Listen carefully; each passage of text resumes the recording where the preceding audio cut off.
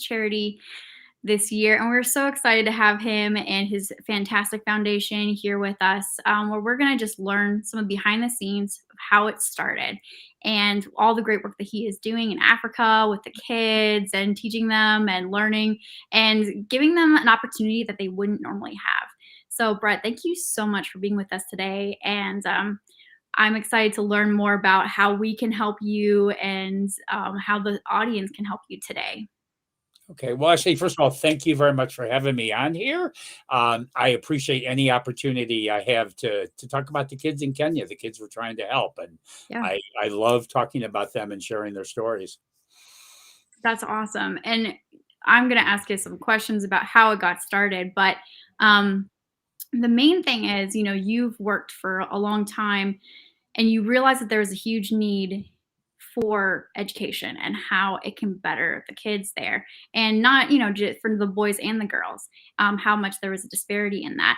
And tell us a little bit of how you got started. What was the inspiring force? Sure. Well, it always was a bucket list thing for me to go to Africa and kind of volunteer my time. And for many years, I made excuses to not do it. And then I finally went in 2009, and I spent about 3 weeks in this little village called Dago, Dago, in far southwestern Kenya.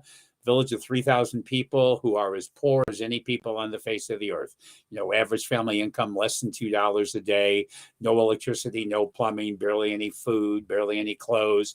Most people have less than 4 years of school. AIDS has devastated that part of the world. But I met these people and I fell in love with them. They're just the nicest, hardest working, most kind people I've ever met. And I decided I needed to do something to help. It's like when I flew back home, I was like, I got to do something to help. How do you not do something to help them? And Yeah. that's kind of what really motivated me. For a couple of years, I was still teaching then. I did some things every semester. We would do something to help. But in 2011 is when I decided I wanted to get more serious because almost nobody's going to school. Most of the women in the village have no school.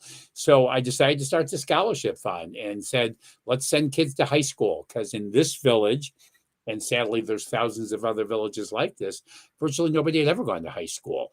And how in the world are you ever going to turn around extreme poverty until kids go to high school? It just isn't going to change. And I might add one thing, that one of the things I like to point out to people is more than half the children in the world live this way. It's not just like a few little kids in Kenya. And I really want people to know that, kind of how blessed we are here, because we take all this for granted. More than half the children in the world get little to no education. So I decided I need to do something to help. We started with one child in 2012. And then I said, well, let's raise some more money. We'll try to help some more children. And we're up to 101 now.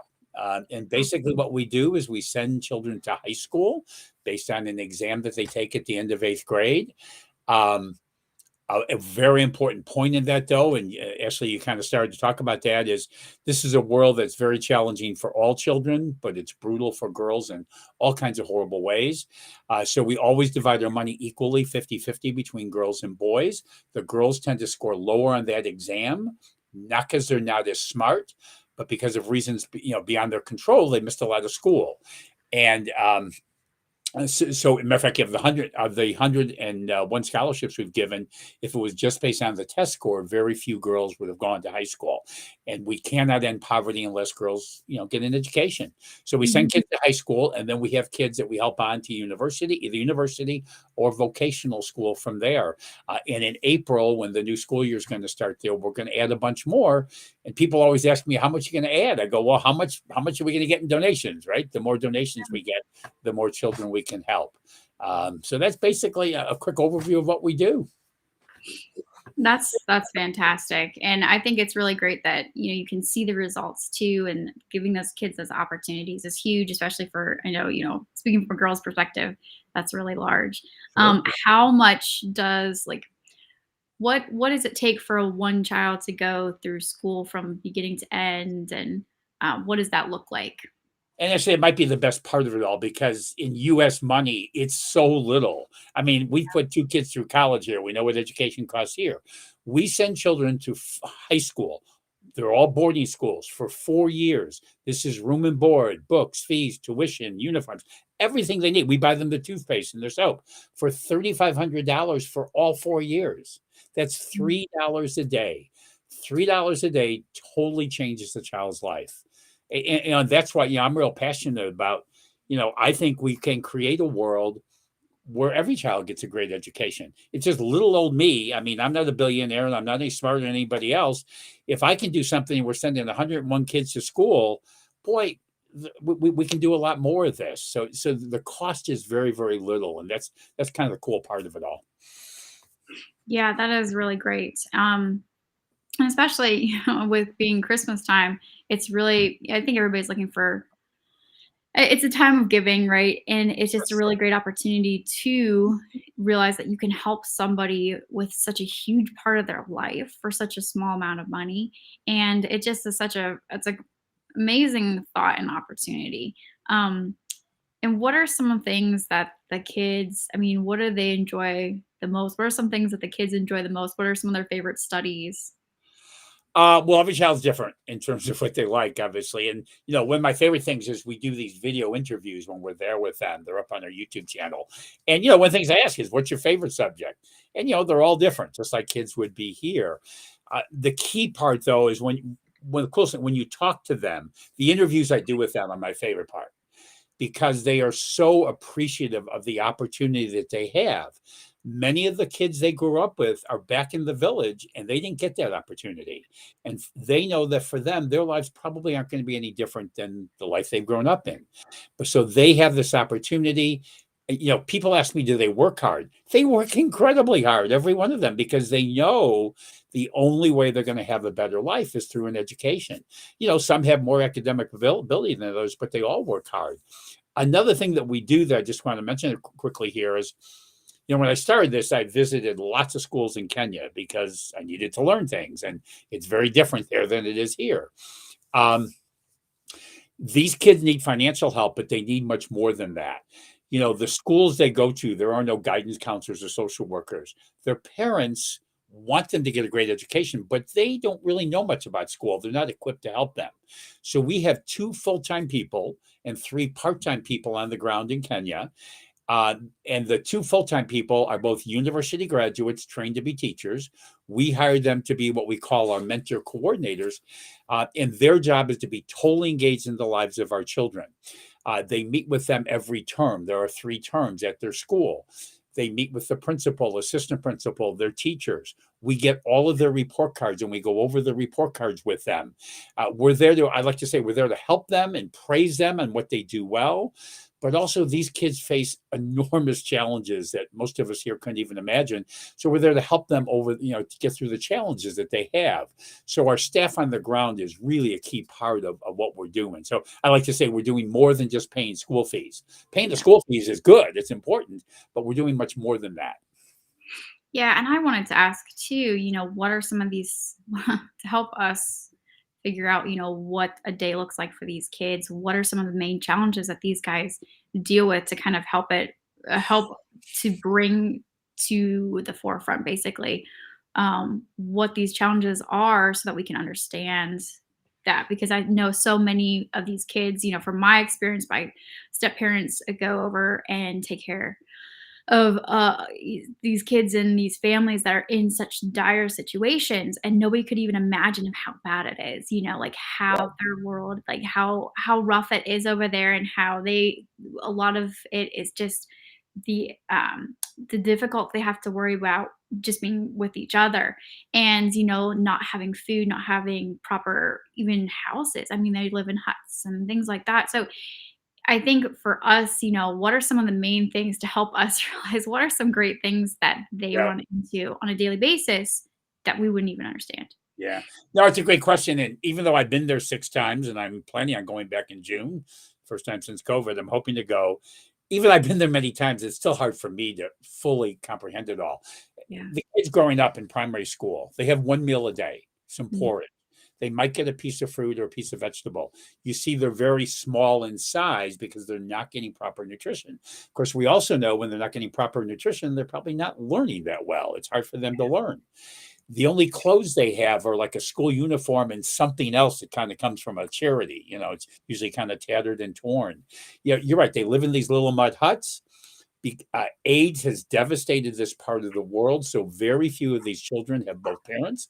Many don't have either parent, and they're lucky, like if a grandma or an auntie takes them in, and the grandma's probably like 37 years old. Almost nobody there lives past 40, and most people will live and die and never see a doctor. There really isn't any medical care. And like the saddest, I visit lots of the mud huts. So the saddest one is like a grandma who's 37 years old, barely can take care of herself, and she has several little ones running around to take care of because their mom and dad are dead. And it's just incredibly sad. Um, for the girls, there's a lot of extra. I mean, teenage pregnancies and young girls being raped is a major, major problem. COVID made it worse. The kids were home for 9 months. When our kids are in high school, they're relatively safe because there's big walls around the high school, only one place you can get in, and there's a guard and so on. But not in school is very unsafe. So during COVID, rapes of young girls and teenage pregnancies went up dramatically. And it just incredibly sad. And so what happened was, like, our two full-time employees are Ernest and Christine. And I told them, I said, every day, I want you checking in with our kids and making sure they're safe. And January 4th, when kids return to school, I'm happy to say all of our kids returned and they returned safely. But the reality in a place like Kenya is thousands of kids did not return to school. Most of them are girls. The sad situation in Kenya is if a girl's pregnant, no high school will take her. The government is now talking about, gee, maybe we should do something about this. Yeah, I think we should. And these girls probably will never go back to school. They're going to have a baby. They're becoming mums now, as they would say. And the reality is they'll be permanent victims of COVID. Yeah. We talk here, you know, we've all have struggled. All kids have struggled, but we have chances to kind of like make it up. For thousands of girls in a place like Kenya, they're just done, and they're going to be a mom, and the cycle of poverty really just continues, and it's really sad. It's very, very hard for me to deal with that. We had a situation several years ago. We had just picked our new girls. The next day, I found out one of those girls was pregnant. It was the first time I learned that if you're pregnant, you can't go to high school. And so we ended up having to pick the next girl based on their score. And so think about, this girl went one day, she was going to go to high school, and the whole world was going to open up to her. And then the next day, it's all taken away. And that was an incredibly tough moment for me. Wow. That is absolutely, oh, that's really just breathtaking to listen to that and realize there's so I don't even know what the word would be for it. It's just such a harsh reality, and for them to have to deal with that, and have their lives completely change at such a young age when they don't even, they're just having the world open up for them possibly, and Right. getting so many opportunities that never ever would probably come through, again. And it's just, wow, what a devastation. I appreciate you sharing that with us, because I think that helps the audience really realize the, the desperate need for so many people to, get some education, and also to have that help, Right. with whatever is needed down in Kenya, especially. Yeah. There are times when I'm there, actually, that I just go to this little room I stay in and I cry Yeah. because their life is incredibly hard. Now, they don't necessarily know their life is hard because they don't know any No. other life. But for me, it's hard to watch all this, and sometimes I just go cry a little bit. Yeah, I would. Yeah, I'd be pretty much just in tears all the time because I couldn't stand it. I know when my stepmom comes back and my dad comes back from being over there, and they go over there at least once or twice a year. It's just, I mean, to see the videos and the photos, and it's just amazing that this even exists in the world that we live in today. It's just kind of like, what? Like, wow, how does this even exist? Like, how is this allowed to still be when the world is, we have so much social media, everybody has access to a phone. And that was one thing too, like these these guys down there in Africa may have a phone, but they live in poverty. They don't have maybe self-service or anything else like that. It's just the weirdest thing. Like, they don't even have clothes. They don't even have, we my stepmom is a midwife, and so she'll take over things that'll help with pregnancies, because a lot of pregnancies don't make it just because of all the malnutrition that goes on.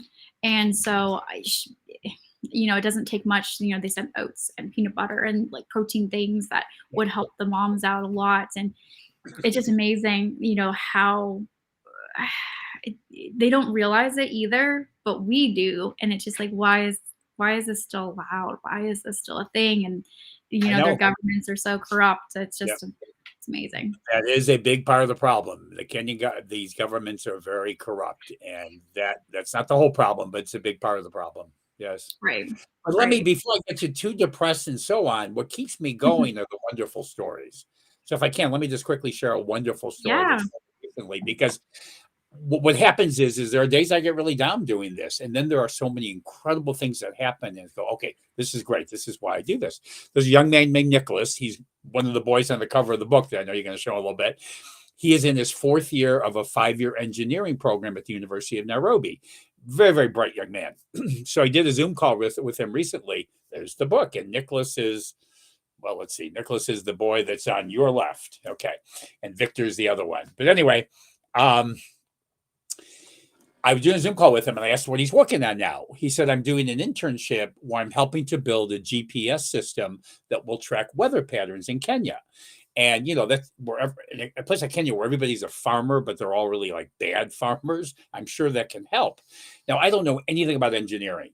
Engineer, it's like Chinese when people talk engineering to me. So he's telling me about what he's doing. And I don't, to be frank, actually, I don't understand a word he's saying, but I'm pretending like I understand. I'm going like, yeah, Nicholas, that's great. That's great. But what I was really thinking about was, how cool is this? Here's a young man who a few years ago was growing up in a mud hut in Dago, Kenya, thinking he'd never even get to high school. Here he is now, 1 year away from an engineering degree, working on building a GPS system. I mean, it's just, that's what this is all about. Those are the moments, that help to drive me and get me over the bad moments. But I also want to point out to people, think of how many millions of children there are in the world, just like Nicholas, who don't get that opportunity, who will never have the opportunity that Nicholas has. And that's what drives me to one more kid, one more kid, one more kid, to give them the chance to have what Nicholas has. No, that's really great because you need the success stories, and it's just so nice to hear that there are some lives that get to have that opportunity and be touched. And do you have any other stories that you like to share there or similar to that before we jump into your book? Well, there's a young man named Boss who is, and his name is Boss Anyango. I decided in my next life I wanted to be named Boss. I tried to tell him about Bruce Springsteen once, but he did not know who Bruce Springsteen was. So in there, so he just finished a 2-year program in plumbing. He went to a vocational school. He didn't make it to university, and went back. We're waiting right now. He took the government exam to get his license to be a plumber, and this is really cool because if you're a plumber in a place like Kenya, where more people are starting to get toilets and sinks and all those things, you can make a really good living. And so he's become our first student graduating from a vocational school. Wow. We also just had our first university graduate, a young man named Roy, who I actually just traded emails with just before I got on here. He just graduated the University of Nairobi with a degree in economics. Matter of fact, Mm. he just sent me as the ceremony kept being delayed because of COVID. The ceremony is actually going to be next week. And I said, you got to get me some pictures and I need a copy of your diploma. I want to see this here. So, there's so many stories. There's a young woman named Hazel who was devastated because she couldn't make it to university. But instead, now she's going to a 2-year teacher college to become a primary school teacher. And she's all excited about this. We just got a young woman named Lauren who's always wanted to be a journalist. There's a school in Kenya, in Nairobi, Kenya, called the Kenya Media School. I think I have the name right. She's entering the 2-year program to become a journalist. And I've actually connected her up. Someone who's on my advisory board, a former student of mine, is a writer for the Wall Street Journal. I have Mm. connected them up for her to be kind of like a mentor for her. So story after story after story. Yeah, that's fantastic. Yeah. What I know you shared a little bit of how an education will help these kids. How will it specifically help girls? I know it'll help the boys with getting like a better job, and they can train Yes. the younger ones and everything like that. How does that help the girl side of it, or both of them? A little bit more in detail. of Well, let's how address the girl side of it. We know that there's all kinds of data. For every year a girl is in school, much less likely to get AIDS. Every year a girl's in school, much less likely to become a child bride, and much less likely to become pregnant. I mean, all the problems of AIDS and child brides and having babies. That I mean, unfortunately, when you go to a place like Kenya, it's very common for girls 13, 14 years old to have babies, and the 16 or 17 they have two or three. All right, so education is how we beat that. You know how we stop all that. That's how we end those cycles there. And also in school, um, most of our girls go to a private girls' school. I send them especially to for a whole lot of reasons. Girls are learning to become strong and empowered young women. And Mm, a lady named Teresa is the head of it. And I like the way she puts it. She says, look, we're raising girls here that, they may want to get married someday. That's fine. But we're raising girls who will not need a man in their life. mm, And the problem in a place like Kenya is the men rule everything, and the men will have more education than the women usually, and the women are very dependent on these men, and a lot of times they're dependent on men who don't treat them very well and yeah, do a whole lot of bad things. So we feel strongly we're turning these girls into young women who are going to be empowered, and they're not going to let anybody take advantage of them. They're going to take their destiny in their own hands and decide what their life is going to be. that's And amazing. this will be a major difference. Another cool thing about this, when I say that we tend poverty, we have to get girls in education. One of the reasons for that is in the home. Um, well, the men kind of rule things, but in the home, the women run things. The men don't really want much to do with the home. That's like cooking and cleaning and taking care of the kids. It's that old fashioned, traditional kind of Yeah. thing. The women run the homes. So, like, I've gotten to know a lot of Kenyans who live in the United States. And when you ask them, who do they credit their success to? Their mom. Everything's very British Mm, there, so their mom. And mm, because mother's the one who says, go do your homework, go to school, do this, do that. The fathers don't. So we know when we educate girls, their children are much more likely to get a better education. Their children are more likely to get better medical care. Their children are much more likely to really be empowered, things like that. So that's why mm. it's just so crucial that we educate these young girls.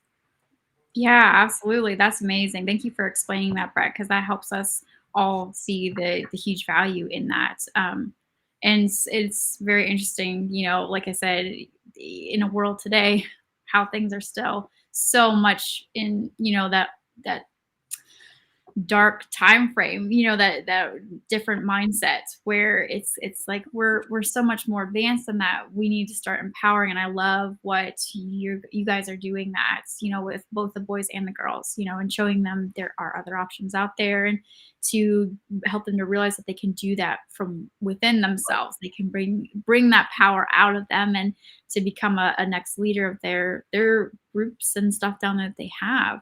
Right. um Something else well, that they do in high school that I really like for the boys is they all have classes in high school. They all take classes about for the boys learning how to respect girls and women. Because to be frank, they've grown up in an atmosphere there was not much respect for females. And so right. in high school, there's a lot done to teach them how to be respectful of girls and women and things like that. And I love that they do that kind of work.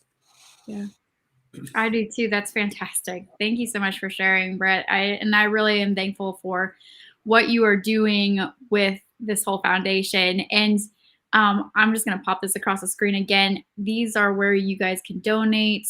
There's also PayPal, and I'm sure you can find a LinkedIn and go to the website, and you can donate to this amazing cause. You guys would be helping so much. And Brett, once again, like, how much does it take to send even just one kid through school? One child for all 4 years of high school is $3,500. And that's Okay. 3,500 for all 4 years. One time I said that and somebody thought I meant per year. No, that's for Oh. all 4 years. And $3 a day. And yeah, we love it if people go to our website, weissscholarshipfoundation.org, and there's a variety of ways you can pay. You can set up recurring donations if you want one time. And obviously you have the Venmo Cash App number there too, that you can go right on your phone and donate some money now. And I don't want anybody to feel like it's too little. I Mhm. had a friend who I know was having some really, really tough times. He sent in $6 the other day. $6, that's 2 days of a kid going to high school. That's Yeah. fantastic, so no donation is too small. Yeah. No, that's fantastic. And then let's talk a little bit about your book as well.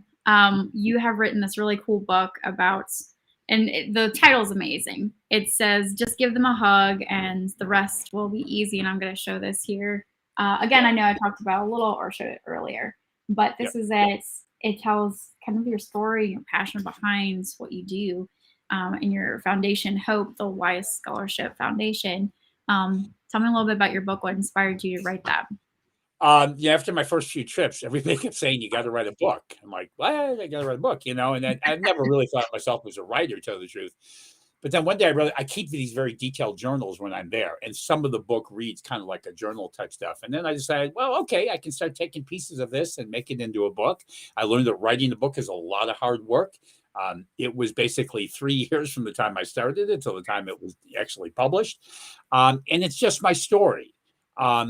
Just like I'm talking to you, Ashley, I love to share the story because it isn't even just about the kids in Kenya. I want people to know that more than half of the world, the children get little to no education.